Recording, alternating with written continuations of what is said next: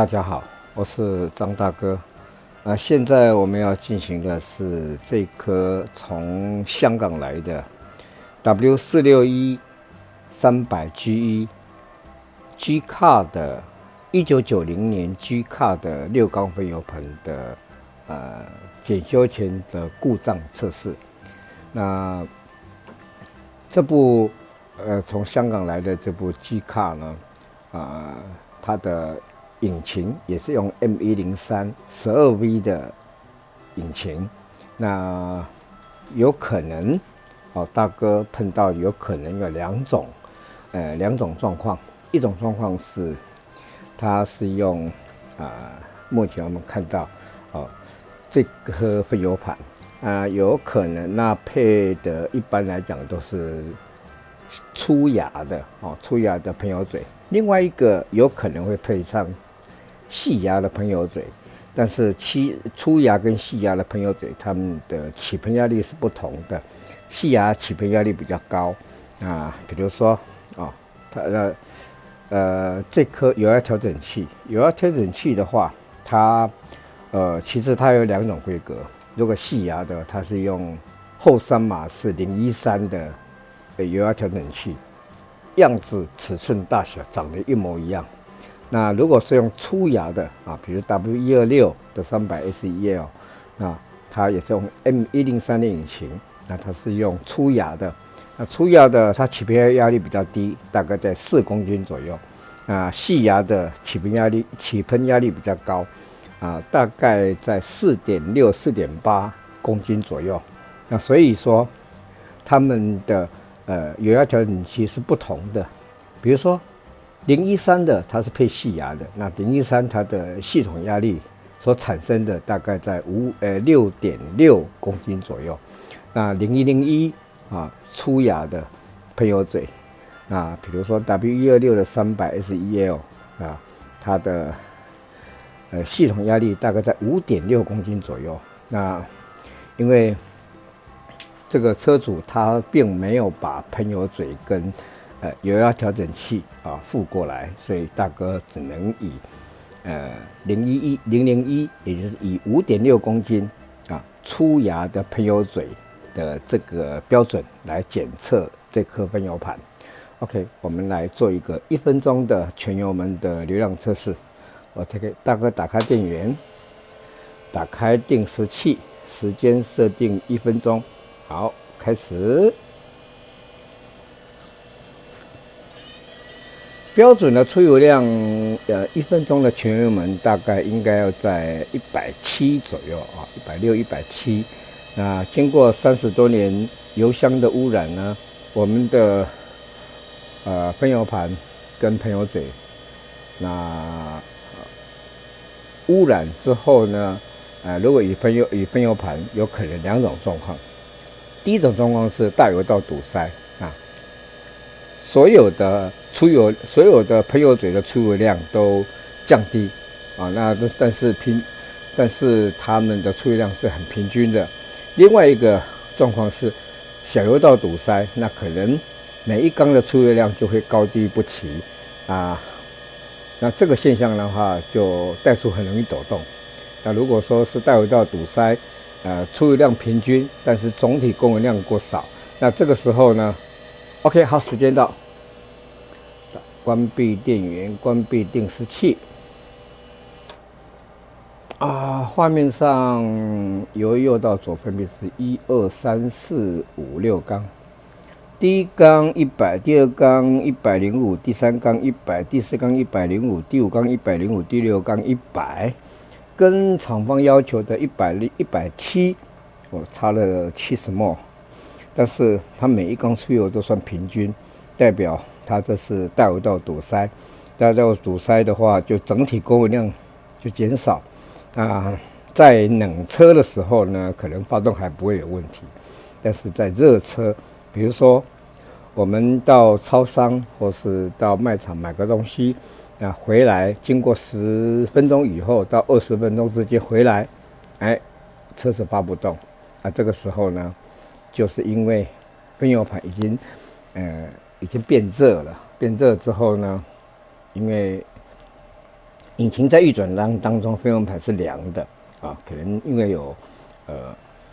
进油跟回油，它1分钟的2.5公升左右的回流量，使得分油盘经过被汽油冷却的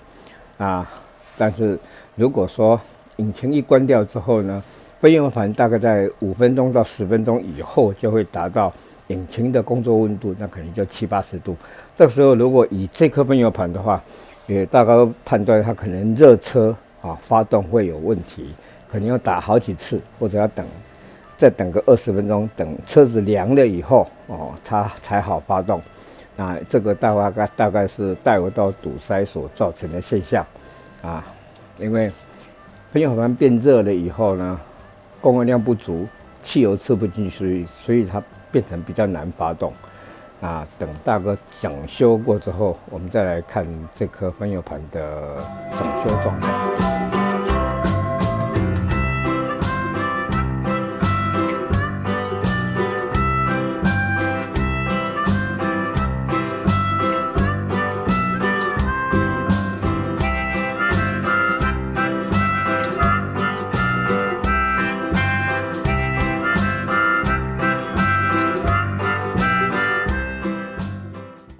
这颗从香港来的 W461 这个 G-Car 300G1 的6缸分油盘，编号34991的6缸分油盘，大哥已经完修了。那我们在整修之前，我们看到它平均的出油量都落在100ml 左右，跟标准的170ml差了60ml，那等于应该差了50%。那这会造成我们热车熄火之后10分钟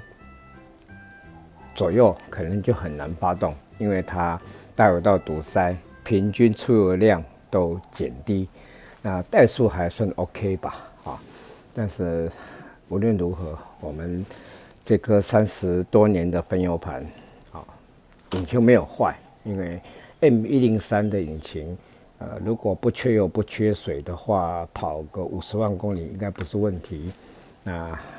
但是呢，供油系统就像我们楼上的水塔30年如果不清理，那里面一定很多脏东西，油箱有铁锈还有加油站的沙子跟油泥汽油挥发掉留下来的油泥，把我们的供油系统都堵塞了。经过这次整修之后呢，我们应该如果油箱污染能够控制住的话就是机油滤芯跟汽油滤芯同时更换以后那保持我们的油箱的污染避免，那我们应该在使用20年，应该不是问题。因为分油盘它本身没有坏，它没有活动键，它也不会损耗，它就是脏东西把我们的供油系统堵塞了。OK， 大哥打开电源，我们来做个1分钟的全油门的流量测试，来看看大哥整修过之后呢，它的数据是多少。好，开始。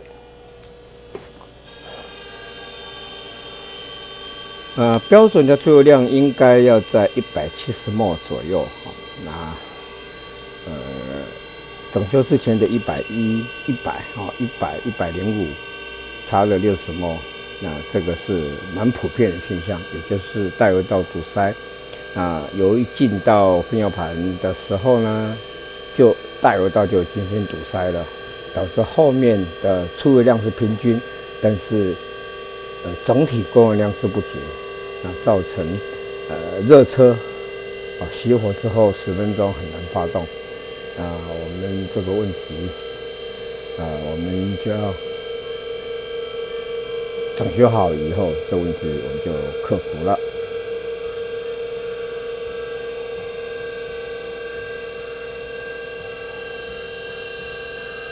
OK， 好，时间到，关闭电源，关闭定时器。画面上由右到左分别是1、2、3、4、5、6缸。这次出油非常漂亮，几乎零误差。第一缸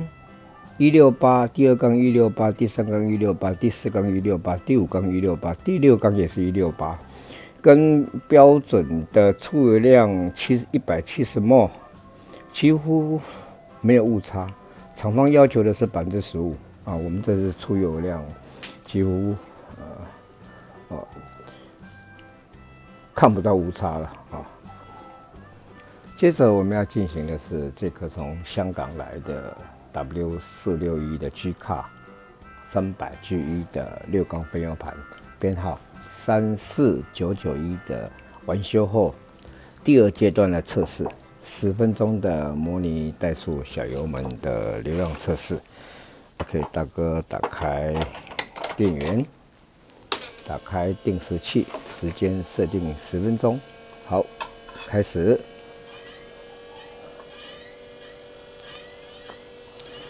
由于时间的关系，我们等这个时间接近的时候，我们再来看它的测试结果。目前我们进行的是这颗从香港来的 W461 300 G1 编号34991的6缸分油盘，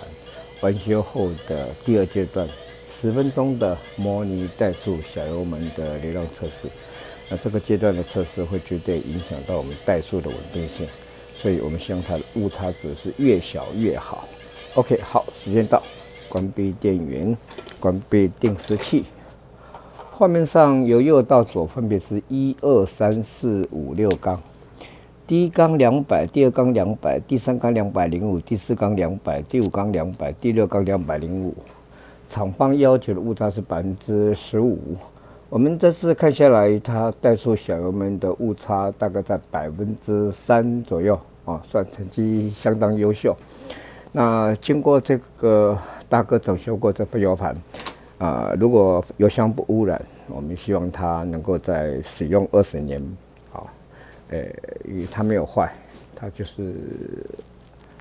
被脏东西堵塞了。那因为它香港付过来的这颗分油盘，它并没有含油压调整器，所以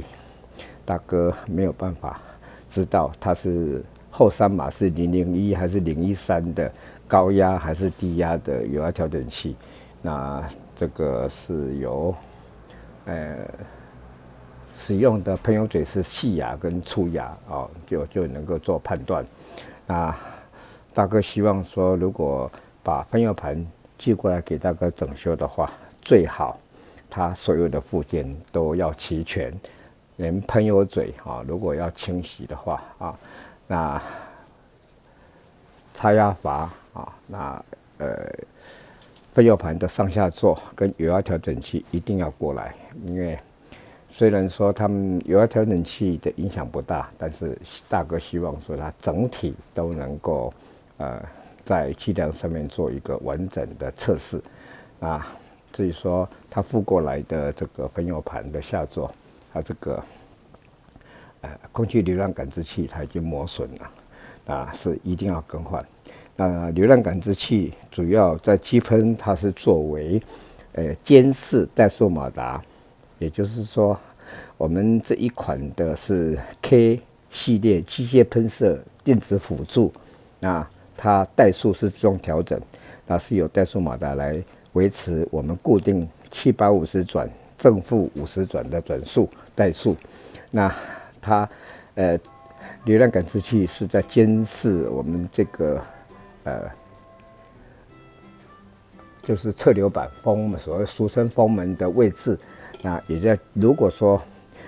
这个讯号磨损之后，讯号如果中断，给这个电脑一个有断路的讯号之后，怠速马达它就会跳开，也就是说怠速它就不控制了那这个时候呢，转速可能就会忽高忽低所以这个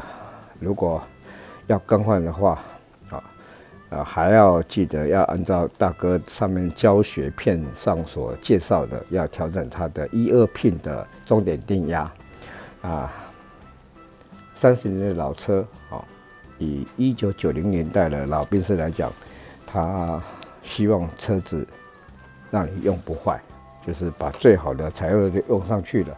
它的目标是坚固耐用，让你用不坏啊，安全舒适。那不像现在的